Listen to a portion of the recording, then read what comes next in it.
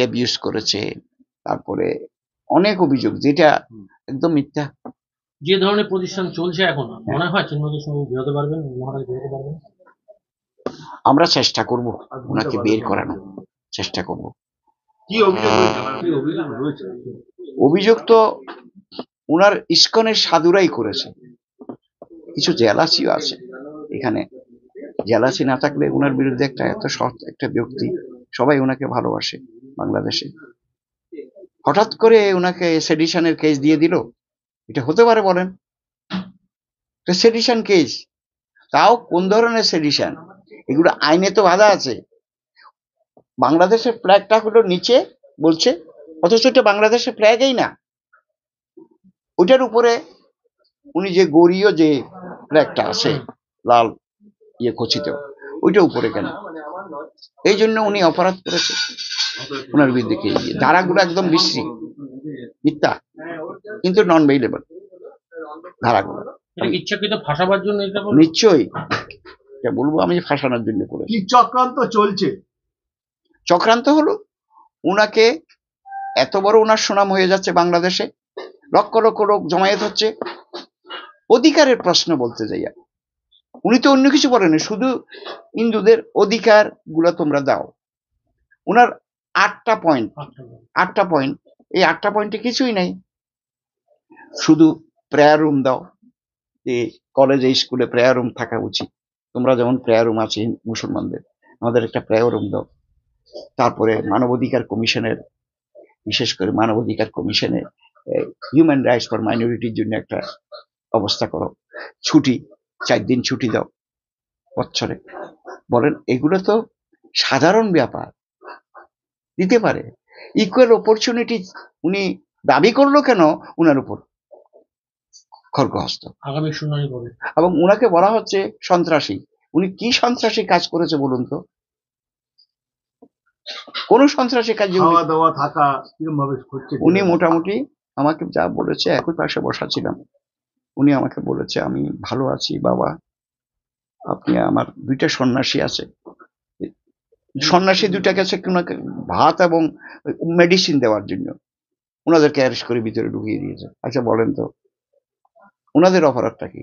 বুঝলাম চিন্ময় প্রভু এটা করে, কিন্তু ওনাদের কথা হলো এই টিকি পরা, এই যে এখানে সিঁদুর পরা, এই পরা, এগুলো সব হলো শত্রু, ইসলামের দুশ্মন।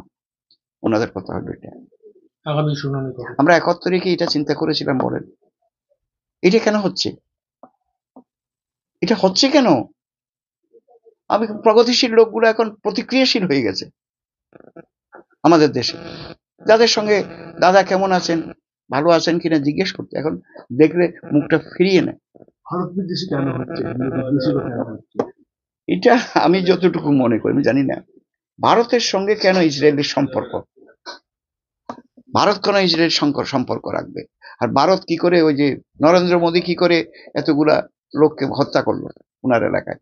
এই একটা কথা, উনার এলাকায় বলতে উনি তো গুজরাটে কখন একটা দাঙ্গা হয়েছিল না, আমার একটা মনে পড়ে না, ওই সময় কতগুলা মুসলমান মেরে ফেললো কেন? ওনারা শুধু ওই কথাটাই বেশি বলে, কিন্তু হাজার হাজার মানুষকে এখানে আমি যা দেখেছি, হাজার হাজার মানুষকে, লক্ষ লক্ষ মুসলমানকে এখানে সেন্টার দিয়ে এখানে রেখেছে। যেই করুক, আগের সরকার এই সরকার করেছে তো, এখানে তো প্রোটেকশন দিয়েছে। এখন ওই প্রোটেকশন যদি বাংলাদেশে হতো তাহলে হিন্দুদের জন্য সাংঘাতিক ধরনের একটা সমস্যা ভালো হতো, সেটা তো ওনারা বুঝে না। কতটা সংকট পরিস্থিতি আছেন ওখানে? হ্যাঁ, দেশে ফিরে যাবেন? আমি ফিরে যাবো ওই তো 2 তারিখের আগে। কতটা চিন্তা নিয়ে ফিরতে হচ্ছে? আমার চিন্তা তো আছেই, এখনো এখানে পড়ে আছি, ওই কি করে বাইর করবো ওনাকে জেলখানা থেকে। ওখানে দেবে না, মুক্তি দেবে না, তবে হাইকোর্টে যেতে হবে, হাইকোর্ট থেকে আবার সুপ্রিম কোর্ট পর্যন্ত আসে যেতে হবে, শেষ পর্যন্ত লড়াই করব। অনেকেই চিন্ময় প্রভুর প্রাণহানির আশঙ্কা পর্যন্ত করছে যে ওনাকে জেলের মধ্যেও হয়তো মেরে ফেলা হতে পারে, এই আশঙ্কা কি আপনিও করছেন? আমি এখন এই মুহূর্তে ওনাকে দেখার পরে আমি করছি না, এই কারণে আমি নিজে গিয়েছি তো, আমি করছি না এই কারণে আমি inspector general of prisons, home secretary এবং আমেরিকা থেকে আহ, আমাদের কয়েকজন বন্ধু থাকে, দে আর ভেরি পাওয়ারফুল। ওনার উপরে যদি কোনো অন্যায় কিছু হয় আমরা দেখব, আপনি কিন্তু যান, আপনি দেখে আসেন ওনাকে। এটা এটা আমাকে বলেছে। কিন্তু এইটা বলাতে আমার একটা শক্তিও হয়নি তাই না, শক্তি তো হয়েছে। মানুষের আমার ওইটা শক্তি আছে যে ওনারা করুক বা না করুক আমাকে তো বলেছে আমরা দেখব। সারা বিশ্বে খবর হয়ে গেছে। আগে তো এখানে পশ্চিমবাংলায় কেউ দেখতো না। আমি আসতাম না, এখানে আসতাম তো বিভিন্ন টাইমে। আপনার এই কংগ্রেসের আমলে আসছি, তারপরে সিপিএম আমলে আসছি, কেউ তো সাড়া দেয়নি, কেউ সাড়া দেয়নি। বললে এইগুলো হলো তাদের পার্সোনাল ব্যাপার, ইন্টারনাল ব্যাপার।